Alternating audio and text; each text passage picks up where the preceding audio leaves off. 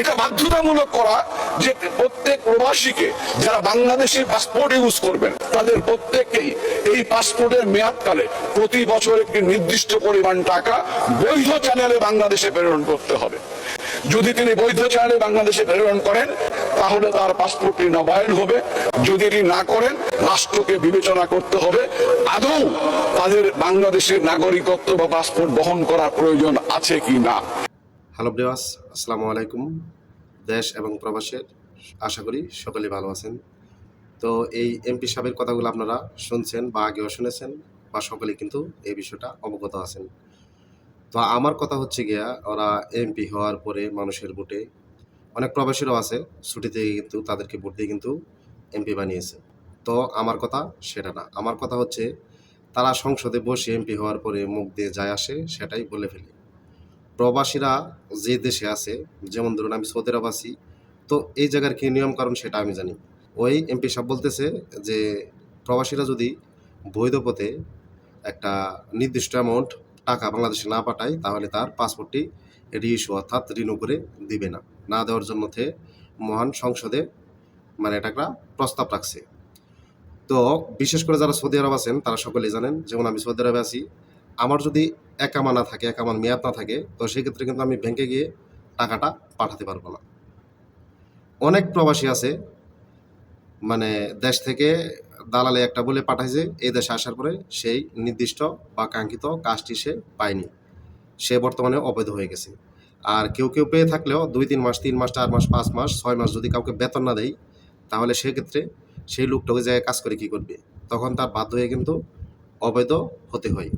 তো অবৈধ হলে সে বৈধ পথে কীভাবে রেমিটেন্সটা বাড়াবে? আর যারা বৈধ আছে, ধরেন আকামানি, তো সেক্ষেত্রে সেই প্রবাসীটা বাংলাদেশে টাকাটা কীভাবে পাঠাবে? ধরেন অনেক কোম্পানি আছে, যেমন আমার কোম্পানিতে আমার আকামা নেই, সমস্যা নেই, আমার বন্ধু-বান্ধব যারা আছে তাদের আকামা দিয়ে কিন্তু আমি টাকাটা বাংলাদেশে পাঠাতে পারবো। যারা অবৈধ হয়ে গেছে তারা কীভাবে টাকাটা পাঠাবে বাংলাদেশে?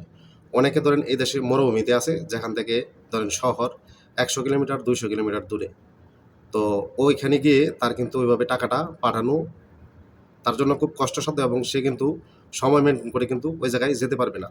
তো সেক্ষেত্রে সেই টাকাটা কীভাবে পাঠাবে? তো আপনারা সংসদে বসে বলেন যে নির্দিষ্ট একটা পরিমাণ টাকা পাঠাতে হবে সরকারি, মানে মানে সঠিকভাবে, মানে অবৈধভাবে না। তো ওইভাবে যে টাকাটা পাঠাবে, আপনারা দেশ থেকে মানুষ যখন বিদেশে আসে তখন আপনারা আগে ওইটা নিশ্চিত করেন যে ওই ব্যক্তিটা যে প্রবাসে যাচ্ছে তাকে যে কাজটা বলতেছে সেই সঠিক কাজটা পাচ্ছে কিনা বা সেই সঠিক কাজটা পাবে কিনা, আপনারা আগে ওইটা নিশ্চিত করেন। যে সকল বড় বড় এজেন্সিগুলা তারা কিন্তু জানে এই দেশ থেকে যখন একটা ভিসা যায়, অনেকেই দেখা গেছে যে ইদানিং দেশ থেকে দালালে বলে যেটা অমুক কোম্পানি, অমুক ফ্যাক্টরি আসার পরে দেখে যে এটা ফ্রি ভিসা। তো এই বিষয়গুলো কিন্তু যেই এজেন্সি থেকে এই বিষয়গুলো প্রসেসিং করে তারা কিন্তু আসলেই 100% তারা কিন্তু জানে যে এটা কী কাজ এবং এটা কোন কাজের ভিসা, ঠিক আছে? তো সেই ক্ষেত্রে তারা যদি এই বিষয়গুলো প্রসেসিং না করে যে না আমি আমার দেশ থেকে বা আমার এজেন্সি থেকে এরকম এই বিষয় লোকজন পাঠাবো না, আপনারা আগে ওইটা নিশ্চিত করেন যে আলতু ফালতু বিষয় যাতে মানুষ প্রবাসে না আসতে পারে, দালাল যাতে মানুষের সাথে বুকিঝুঁকি করে উল্টাপাল্টা কোনো জায়গায় না পাঠায়। আপনারা যদি আগে ওইটা নিশ্চিত করতে পারেন যে একটা মানুষ প্রবাসে যাওয়ার পরে তাকে যে কাজটা বলছে সে সেই কাজটা 100% পাবে, তারপরে হচ্ছে সে বৈধ পথে টাকা পাঠাতে পারবে। এখন সে বিদেশে আসার পরে দেখলো যে তাকে বললো যে বেতন 1200 টাকা 1 বছর আকামানায় দিবে, এই সেই বহুত কিছু বললো, আসার পরে তার কোনো খোঁজখবরই নেই, তার কোনো মালিকই নেই। তো সেক্ষেত্রে এখন সে কী করবে? এই দেশে যারা এই দেশে আছেন তারা কিন্তু জানেন একটা আমেল আইডির আকামা বানাতে আপনার 2.5 লক্ষ টাকা, বাংলাদেশের 2.5 লক্ষ টাকা লাগে একটা আকামা রিনিউ করতে 1 বছরের জন্য।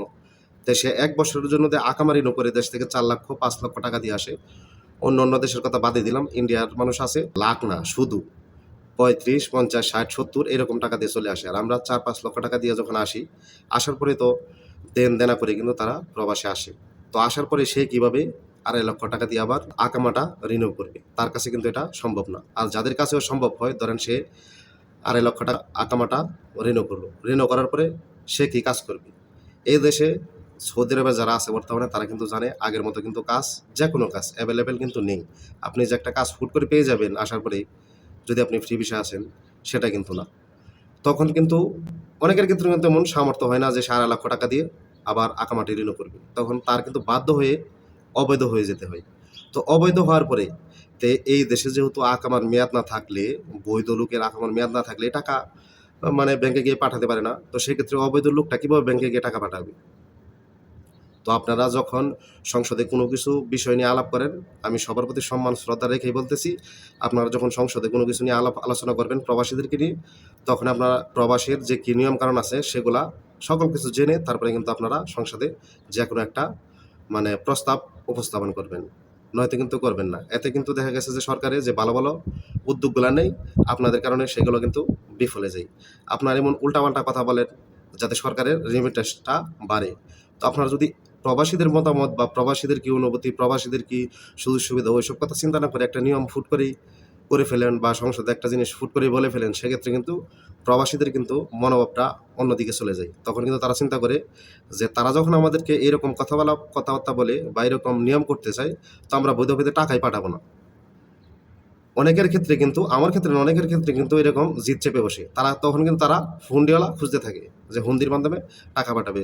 তখন তারা চিন্তা করে যে আমরা বৈধভাবে টাকা পাঠাই, আবার বলে নির্দিষ্ট পরিমাণ টাকাও পাঠাতে হবে। তো প্রবাসীদেরকে নিয়ে কোনো কিছু চিন্তা করার আগে বা বলার আগে আপনারা অবশ্যই জেনে শুনে তারপরেই বলবেন।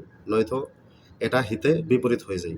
এখন আমার কথা হচ্ছে যে আপনারা কোনো নিয়ম করবেন, সমস্যা নেই। প্রবাসীদের মতামত নিয়ে তারপরে করবেন। আর আপনারা নির্দিষ্ট পরিমাণ টাকা বৈধ চ্যানেলে পাঠানোর জন্য আপনাদেরকে সর্বপ্রথম বাংলাদেশ যে এজেন্সিগুলো আছে তাদেরকে ধরতে হবে। তাদেরকে ধরে বলতে হবে যে কোনো আলতু-ফালতু মানে ভিসায় যাতে কোনো প্রবাসীকে মানে ওই ভিসাটা যাতে প্রসেসিং না করে বাংলাদেশ এজেন্সিগুলা। তাহলে কিন্তু মানুষ ভালো জায়গায় বা ভালো কোম্পানিতে আসতে পারবে এবং তাদের আকামাও পাবে, বেতন সবকিছুই ঠিকঠাক পাবে। তাহলে কিন্তু একটা প্রবাসী বৈধ পথে টাকা পাঠাতে পারবে ইনশাল্লাহ।